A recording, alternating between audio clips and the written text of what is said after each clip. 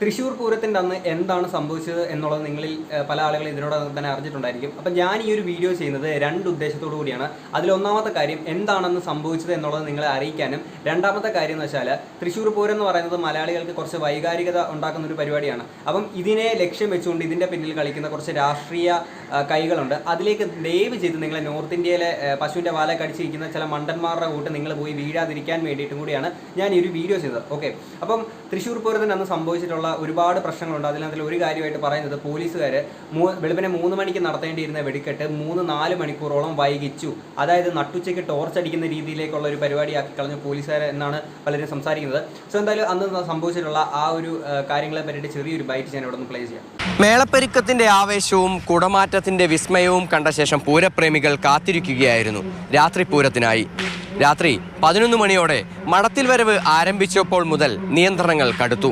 11 മണിക്ക് ശേഷം പൂരനഗരിയിലേക്കുള്ള പ്രധാന റോഡുകളെല്ലാം പോലീസ് ബാരിക്കേഡ് വെച്ച് തടഞ്ഞതോടെയാണ് പൂരപ്രേമികൾ കടുത്ത പ്രതിഷേധമുയർത്തിയത്. പ്രതിഷേധം ആദ്യം ഉയർത്തിയത് തിരുവമ്പാടി വിഭാഗം. പൂരപ്രേമികൾക്ക് വേണ്ടിയല്ലാതെ പിന്നെ ആർക്ക് വേണ്ടിയാണ് ഇവിടെ പൂരം നടത്തുന്നതെന്നായിരുന്നു ചോദ്യം. രാത്രിയിലെ മടത്തിൽ വരവ് പഞ്ചവാദ്യം നിർത്തിവെക്കുകയും ചെയ്തു. തിരുവമ്പാടി വിഭാഗം ഉയർത്തിയ പ്രതിഷേധം പൂരനഗരിയാകെ ഏറ്റെടുത്തു. ബാരിക്കേഡിനപ്പുറത്തും ഇപ്പുറത്തും പൂരപ്രേമികൾ സംഘർഷഭരിതമായ അന്തരീക്ഷത്തിലേക്ക് നീങ്ങി. ഇതിനിടെ പോലീസ് ലാത്തി വീശിയെന്ന പരാതിയായി പൂരപ്രേമികളും സംഘാടകരും രംഗത്തെത്തി. വെടിക്കെട്ട് നടത്തുന്നില്ലെന്ന നിലപാടിലേക്ക് എത്തി ഇരു ദേവസ്വങ്ങളും. ഇതോടെ 3 മണിക്ക് വെടിക്കെട്ട് ആരംഭിക്കേണ്ട സമയത്ത് ഇരു ദേവസ്വങ്ങളുമായി ചർച്ച. കളക്ടറും ജില്ലാ പോലീസ് മേധാവിയും ഉൾപ്പെടെയുള്ളവർ ചർച്ചയിൽ പങ്കെടുത്തു. പിന്നാലെ തൃശ്ശൂരിലെ LDF NDA സ്ഥാനാർത്ഥികൾ തിരുവമ്പാടി ദേവസ്വം ആസ്ഥാനത്തേക്ക് എത്തി. അതുകൊണ്ടുമായില്ല, ചർച്ചകൾ വീണ്ടും ഏതാനും മണിക്കൂറുകൾ കൂടി നീണ്ടു. ഒടുവിൽ മന്ത്രി ഉൾപ്പെടെ ഇടപെട്ട ചർച്ചകൾ. ഏറ്റവും ഒടുവിൽ ആദ്യം പാറമേൽക്കാവും പിന്നീട് തിരുവമ്പാടിയും വെടിക്കെട്ട് നടത്താൻ സന്നദ്ധത അറിയിക്കുകയായിരുന്നു. നിരവധി പേരുടെ കാത്തിരിപ്പുകൾക്കൊടുവിൽ 7:10 ആദ്യം പാറമേൽക്കാവ് വിഭാഗവും പിന്നീട് തിരുവമ്പാടി വിഭാഗവും വെടിക്കെട്ടിന് തിരികൊളുത്തി. മാനത്ത് പൊട്ടിവിടരേണ്ടതെന്തോ പൂരപ്രേമികളുടെ മനസ്സിൽ പൊട്ടിച്ചിതറി. കാലാതീതമായ പൂരചരിത്രത്തിൽ ഇക്കൊല്ലവും രേഖപ്പെടുത്തും.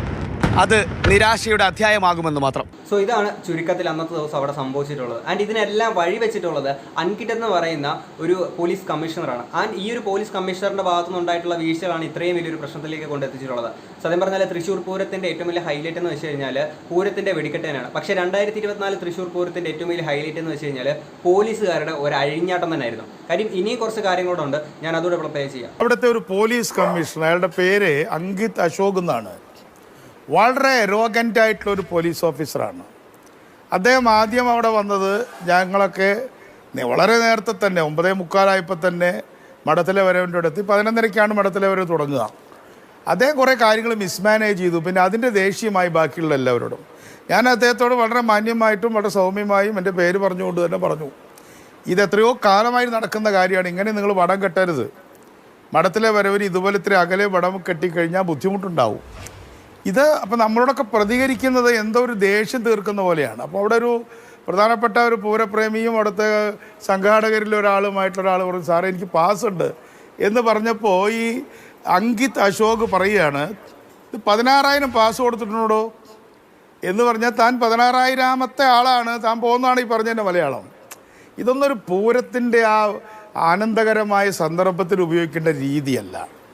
അപ്പോൾ ഇത് ഈ അങ്കിത് അശോകാണ് ഇത് ചെയ്തതെങ്കിൽ അദ്ദേഹത്തിൻ്റെ ആ പരാജയം അവിടെ മുഴുവൻ കാണാൻ വരുന്നത് എന്ന് വെച്ചാൽ ഇതിനെ പോലീസുകാരൻ്റെ പരാജയം നല്ല പറഞ്ഞത്, പക്കാ തെമ്മാടിത്തരം എന്ന് വേണം ഇതിനെ പറയാനെ കൊണ്ട്. ആൻഡ് ഇതിനെ പറ്റിയിട്ട് പ്രതികരിച്ചുകൊണ്ട് തിരുവമ്പാടിയുടെ ദേവസ്വത്തിൻ്റെ പ്രസിഡന്റ് ആണെങ്കിൽ വന്ന് സംസാരിക്കുന്നുണ്ട്. അദ്ദേഹത്തിന് ഇതേപോലെ വഴി തടയുന്ന കുറച്ച് പരിപാടികൾ ഉണ്ടായിട്ടുണ്ട്. അദ്ദേഹം പറയുന്നുണ്ട്, ഞാൻ അതോടെ പ്രിപ്പയർ ചെയ്യാം. എന്നോട് പറഞ്ഞു, പോവുകയാണെങ്കിൽ പേര് പറഞ്ഞിട്ട് പോകണം, തിരിച്ചിങ്ങോട്ട് കയറണമെങ്കിൽ അറിയിക്കണം, ഇങ്ങനെയൊക്കെ പറഞ്ഞ്. അപ്പോൾ ഞാൻ പറഞ്ഞു, ഞാൻ അതിൻ്റെ പ്രസിഡൻ്റാണ്, ആരായാലും ശരി, അത് നമുക്ക് അറിയേണ്ട കാര്യമില്ല. അപ്പോൾ പിന്നെ എന്തിനാ പാസ്? തിരുവമ്പാടി ദേവസ്വത്തിന്റെ പ്രസിഡന്റിന്റെ അടുത്ത് ആ ഒരു പോലീസ് ഉദ്യോഗസ്ഥൻ കാണിച്ചിട്ടുള്ളത് ഓൾറെഡി പ്രസിഡന്റ് ആണ് ആൻഡ് പാസ് ഉണ്ട്. ഇത്രയൊക്കെ ഉണ്ടായിട്ടും അങ്ങനെ ഒരു വ്യക്തിയോട് ഈ ഒരു പോലീസുകാരൻ ഇത്തരം രീതിയിലാണ് പെരുമാറിയിട്ടുള്ളത് എന്നുണ്ടെങ്കിൽ ബാക്കിയുള്ള സാധാരണക്കാരായിട്ടുള്ള ബാക്കി കാണാൻ വന്നിട്ടുള്ള ആളുകളുടെ അടുത്ത് എങ്ങനെയായിരിക്കും ഈ പോലീസുകാരൻ പെരുമാറിയിട്ടുണ്ടാവുക? അല്ലെങ്കിൽ ബാക്കിയുള്ള പോലീസ് ഉദ്യോഗസ്ഥർ എങ്ങനെയായിരിക്കും പെരുമാറിയിട്ടുണ്ടാവുക? നിങ്ങളൊന്ന് ആലോചിച്ച് നോക്കൂ. ആൻഡ് ഇതിനെ പറ്റിയിട്ടാണെങ്കിൽ നമ്മുടെ സുരേഷ് ഗോപി അദ്ദേഹം വന്ന് സംസാരിക്കുന്നുണ്ട്. ഞാൻ അതോടെ റിപ്ലൈ ചെയ്യാം. കോൺഗ്രസിൻ്റെ ഒരു ആരോപണം വന്നത് BJP കുറച്ച് വോട്ട് ഉണ്ടാക്കാൻ വേണ്ടിയിട്ട് ഉണ്ടാക്കിയൊരു തിരക്കഥയാണ് ഞങ്ങളങ്ങനെ കെ മുരളീധരൻ പറയുന്നു. ഞങ്ങളങ്ങനെ സംശയിക്കുന്നുണ്ട് ഇവരങ്ങനെ ചെയ്തോന്ന്. രണ്ടുപേരും ആര്? LDFും യു ഡി എഫും അത് ചെയ്തു എന്ന് ഞങ്ങൾക്ക് നേരത്തെ തന്നെ സംശയം ഉണ്ടായിരുന്നു. പക്ഷേ അല്ല ഞാൻ പറയുന്നത് ഇത് അങ്ങനെ ഒരു പ്രശ്നം ഉണ്ടാക്കിയിട്ട് പിന്നെ അവർ തന്നെ ഇത് സോൾവ് ചെയ്തു എന്ന് വരുത്താൻ വേണ്ടിയിട്ടുള്ള. ഇവിടെ നിന്നാണ് രാഷ്ട്രീയത്തിൻ്റെ വശം തുടങ്ങുന്നത്. ഓക്കെ, ഞാൻ നേരത്തെ വീഡിയോ തുടങ്ങിയപ്പോഴത്തേക്കിന് പറഞ്ഞിട്ടുണ്ടായിരുന്നു, തൃശ്ശൂർ പൂരം എന്ന് പറയുന്നത് മലയാളികൾക്ക് വൈകാരികമായിട്ടുള്ള ഒരു പരിപാടിയാണ്. അപ്പം വൈകാരിക സ്വഭാവമുള്ളൊരു സാധനമായതുകൊണ്ട് ഇതിനകത്ത് ആരെങ്കിലും ചോദ്യം ചെയ്യാനോ കൈ കടത്താനോ പോയി കഴിഞ്ഞാൽ തീർച്ചയായിട്ടും ജനങ്ങൾക്കിടയിൽ പ്രശ്നങ്ങൾ, ഭിന്നതകൾ, കാര്യങ്ങളൊക്കെ തീർച്ചയായിട്ടും ഉണ്ടാവും. ഇവിടെയാണ് രാഷ്ട്രീയത്തിൻ്റെ കുറച്ച് കടന്നുകയറ്റം വന്ന് തുടങ്ങുന്നത്. ആൻഡ് ഇത് സുരേഷ് ഗോപി ഇദ്ദേഹം പറഞ്ഞിട്ടുള്ളത്, ഇപ്പം UDF ആണെങ്കിലും LDF ആണെങ്കിലും ഇവരുടെ ഒരു കടന്നുകയറ്റം ഉണ്ടായിരിക്കും, ഇവരുടെ ഭാഗത്തുനിന്ന് ഒരു പക്ഷേ ഉണ്ടായിരുന്നിരിക്കാം, ഇവർ തന്നെ പിന്നീട് ഇത് സോൾവ് ചെയ്യാൻ വരുന്നു, അപ്പോൾ ജനങ്ങളുടെ മനസ്സിൽ പൊടിയിടാവില്ല എന്നുള്ള രീതിയിൽ പറയുന്നുണ്ട്. ആൻഡ് ഇതിനെ പറ്റിയിട്ട് അവിടുത്തെ കോൺഗ്രസിൻ്റെ മുരളീധരൻ അദ്ദേഹം വന്ന് ഇതിനെ പറ്റി സംസാരിക്കുന്നുണ്ട്. അതുകൂടെ ഞാനിവിടെ പ്ലേ ചെയ്യാം. മുഖ്യമന്ത്രിയും ഒരു ഗവൺമെൻറ്റുള്ള സംസ്ഥാനത്ത് പോലീസ് ഇങ്ങനെ അഴിഞ്ഞാടുക. ഇന്ന് രാത്രി 11 മണി മുതൽ കാലത്ത് 3 മണി വരെ ഇങ്ങനെ ഒരു അനിശ്ചിതത്വം ഉണ്ടായി. അപ്പോൾ ഇതിലൊക്കെ വ്യക്തമായിട്ടുള്ള ചില ഹിഡൻ അജണ്ടകളുണ്ട്. സോ ഇതാണ് കോൺഗ്രസിൻ്റെ ഭാഗത്ത് നിന്ന് മുരളീധരൻ അദ്ദേഹത്തിന് പറയാനുള്ളത്. ആൻഡ് ഈ ഒരു പൂരത്തിന് നടന്നിട്ടുള്ള ഈ ഒരു കാര്യങ്ങളുടെ ഒരു ചുരുക്കം നമ്മൾ ഓരോ കാര്യങ്ങളെടുത്ത് പറയുകയാണെന്നുണ്ടെങ്കിൽ പോലീസുകാരുടെ അഴിഞ്ഞാട്ടം തന്നെയാണ് സംഭവിച്ചിട്ടുള്ളത്. ഓക്കെ, അപ്പം പൂരത്തിന് വരുന്ന ആളുകളെ ആണെങ്കിൽ മെയിൻ വാതിലാണെങ്കിൽ ബാരിക്കേഡ് വെച്ചിട്ട് തടയുന്നു, പാസ്സുള്ള ആളുകളെ പോലും ഇവർ ഭയങ്കരമായിട്ട് അതിക്രമിച്ചുകൊണ്ട് ഇവർ നിയന്ത്രിക്കുന്നു. ആൻഡ് ഈ ഒരു പൂരത്തിൻ്റെ നടത്തിപ്പുകാരെ, ഓക്കെ, ഈ പൂരനഗരിയിൽ വരുന്ന ആളുകളെ നിയന്ത്രിക്കാൻ നിൽക്കുന്ന പൂരത്തിൻ്റെ നടത്തിപ്പുകാരെ തന്നെ പോലീസുകാർ കയറി നിയന്ത്രിക്കുന്നു. എന്നാൽ പിന്നെ പോലീസുകാർക്ക് കയറി ഈ ഒരു പൂരം നടത്തിയാൽ പോരായിരുന്നു?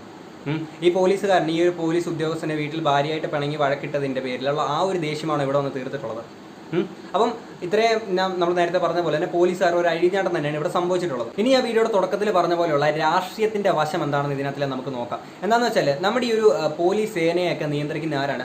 നമ്മുടെ ഗവൺമെൻറ്റാണ്. പൂരം കഴിഞ്ഞ് ഇത്രയും സമയമായിട്ട് അല്ലെങ്കിൽ ഇത്രയും പ്രശ്നങ്ങൾ മലയാളികൾക്കിടയിലേക്ക് ഉണ്ടാക്കിയിട്ടും ഇത്രയും സമയം കഴിഞ്ഞിട്ടും ഗവൺമെൻറ് എന്തുകൊണ്ട് ഈ ഒരു പോലീസ് സേനയുടെ ഭാഗത്തു നിന്ന് അല്ലെങ്കിൽ ഈ ഒരു പോലീസ് ഉദ്യോഗസ്ഥൻ്റെ ഭാഗത്തു നിന്നും ഒരു വിശദീകരണം ചോദിച്ചില്ല? അല്ലെങ്കിൽ ഇതിനെതിരെ ഒരു നടപടി എന്തുകൊണ്ട് ഈ ഒരു ഗവൺമെൻറ് എടുത്തില്ല? എന്തുകൊണ്ടാണ് ഗവൺമെൻറ് മിണ്ടാതിരിക്കുന്നത്? ആൻഡ് ഇത്രയും സമയം ഞാൻ ഈ ഒരു വീഡിയോ ചെയ്യുന്നതിന് തൊട്ട് മുന്നേ വരെ ഇതുവരെ ഇതിൻ്റെ ഒരു വിശദീകരണങ്ങളും കാര്യങ്ങളൊന്നും ഇതുവരെ വന്നിട്ടില്ല. ഞാൻ ഈ വീഡിയോ ചെയ്തതിന് ശേഷം വിശദീകരണം വന്നു കഴിഞ്ഞാൽ അതിനെപ്പറ്റി എനിക്കറിയില്ല. ഓക്കെ, അപ്പം നമ്മളതൊന്ന് ആലോചിച്ച് നോക്കുക. ഇത്രയും നേരമായിട്ടും നമ്മുടെ ഗവൺമെൻറ് ഈ ഒരു കാര്യത്തിൽ വിശദീകരണ കാര്യങ്ങളൊന്നും ചോദിച്ചിട്ടില്ല. ആൻഡ് ഇവിടുത്തെ ഓരോ രാഷ്ട്രീയ പാർട്ടികളും, കോൺഗ്രസ് ആണെങ്കിൽ പറയുന്നു കമ്മ്യൂണിസ്റ്റുകാർ ചെയ്തതാണ്, BJPക്കാർ ചെയ്ത പരിപാടിയാണെന്ന് പറയുന്നു, BJP പറയുന്നു കമ്മ്യൂണിസ്റ്റ് ആണെന്നും കോൺഗ്രസ് ആണെന്നും പറയുന്നു. ഇങ്ങനെ പരസ്പരം ഇവർ രാഷ്ട്രീയ പാർട്ടികൾ അങ്ങോട്ടും ഇങ്ങോട്ടും ചെളി വാരി എറിഞ്ഞുകൊണ്ടിരിക്കുകയാണ്. അല്ലാതെ ഇവിടെ ഒരു രാഷ്ട്രീയ പാർട്ടിയും ഞങ്ങൾ ഇത് ചെയ്തിട്ടില്ല എന്ന് ഒരു രാഷ്ട്രീയ പാർട്ടിയും പറയുന്നില്ല. പകരം മറ്റുള്ളവരാണ് ഇത് ചെയ്തത് എന്ന് പറയാനുള്ള വ്യഗ്രത അവർ കാണിച്ചുകൊണ്ടിരിക്കുകയാണ്. അപ്പം ഈ ഒരു അവസരത്തിലാണ് നമ്മൾ പറയുന്നത്, ഇവരുടെ ഈ ഒരു രാഷ്ട്രീയ കളിക്കിടയിൽ നമ്മൾ മലയാളികൾ മണ്ടന്മാരായിട്ട് ചെന്ന് വീഴാതിരിക്കുക. ഓക്കെ, കാര്യം നോർത്ത് ഇന്ത്യയിൽ പശുവിൻ്റെ വാല കടിച്ച് നടക്കുന്ന കുറച്ച് മണ്ടന്മാരുണ്ട്. അവർക്കിടയിലേക്ക് ഈ മതം തലയ്ക്ക് പ്രാന്തായിട്ട് പിടിച്ചിരിക്കുന്ന കുറേ ആളുകൾക്കിടയിലേക്ക് ഒരു രാമക്ഷേത്രമോ അങ്ങനെയുള്ളൊരു ഹിന്ദുത്വ സ്വഭാവമുള്ള കുറച്ച് സാധനങ്ങൾ ഇട്ട് കൊടുത്തു കഴിഞ്ഞാൽ അവർക്കിടയിൽ നിന്നും മതഭ്രാന്ത് പിടിച്ച ആളുകളായതുകൊണ്ട് അവർക്കിടയിൽ നിന്ന് വോട്ട് പിടിക്കാനെ കൊണ്ട് ആ ഒരു രാഷ്ട്രീയ പാർട്ടിക്ക് നോർത്തിൽ കഴിയും. പക്ഷേ നമ്മുടെ നാട്ടിൽ കുറച്ച് ബുദ്ധിയും വിവരമുള്ള ആളുകളാണ്. ഓക്കെ, നമുക്കിവിടെ രാഷ്ട്രീയം വേറെ, വിശ്വാസം വേറെ, അങ്ങനെ കുറേ കാര്യങ്ങളുണ്ട്. നമ്മൾ കുറച്ച് യുക്തിപരമായിട്ട് കാര്യങ്ങൾ അല്ലെങ്കിൽ നീതിബോധമുള്ള കുറച്ച് ആളുകളാണ് നമ്മളെല്ലാവരും. നമ്മൾക്കിടയിലേക്ക് ഈ ഒരു മതത്തിൻ്റെ അല്ലെങ്കിൽ വിശ്വാസത്തിൻ്റെ സാധനം, ഈ ഒരു എലമെൻറ്റ്സ് രാഷ്ട്രീയവൽക്കരിച്ചുകൊണ്ട് കുറച്ച് സാധനം ഇട്ട് കഴിഞ്ഞാൽ ഇവിടെ ഒരുപാട് പ്രശ്നങ്ങൾ കാര്യങ്ങളൊക്കെ ഉണ്ടാവും. ദയവ് ചെയ്ത് ഞാൻ ഇപ്പോഴും നിങ്ങളുടെ അടുത്ത് പറയുന്നത്, ഈ ഒരു കാര്യത്തിലേക്ക് രാഷ്ട്രീയത്തിൻ്റെ ഈ ഒരു വശത്തിലേക്ക് നിങ്ങൾ ദയവ് ചെയ്ത് പോയി വീഴാതിരിക്കുക എന്നുള്ളത് മാത്രമേ ഉള്ളൂ. ഓക്കെ, എന്തായാലും ഇനിയും തൃശ്ശൂർ പൂരം അടുത്ത വർഷം വരും. അപ്പം ആ ഒരു പൂരത്തിനാണെങ്കിൽ തീർച്ചയായിട്ടും ഈ ഒരു സംഘാടക സമിതിയുടെ ഭാഗത്തു നിന്നും അവർക്ക് മാത്രമായിരിക്കും ഉത്തരവാദിത്തം എന്നുള്ള രീതിയിലേക്ക് പിന്നീടേക്ക് കാര്യങ്ങൾ വാർത്തയിലൂടെയൊക്കെ അവർ അറിയിക്കുന്നുണ്ട്. എന്തായാലും അടുത്ത വർഷം തൊട്ടൊക്കെ നല്ല രീതിയിൽ നടക്കുമെന്ന് തന്നെ നമുക്ക് വിശ്വസിക്കാം. എന്തായാലും ഈ ഒരു പ്രശ്നത്തിൽ ഞാൻ ഒന്നുകൂടെ റിപ്പീറ്റ് ചെയ്യാണ്, ദയവ് ചെയ്ത് വിശ്വാസങ്ങളുടെ വികാരങ്ങളെ ഈ ഒരു വികാരം വെച്ചുകൊണ്ട് രാഷ്ട്രീയവൽക്കരിച്ചുകൊണ്ട് നടത്തുന്ന ഈ രാഷ്ട്രീയ കോമാളിത്തരത്തിൽ ദയവ് ചെയ്ത് ഒരാളും പോയി വീഴാതിരിക്കുക.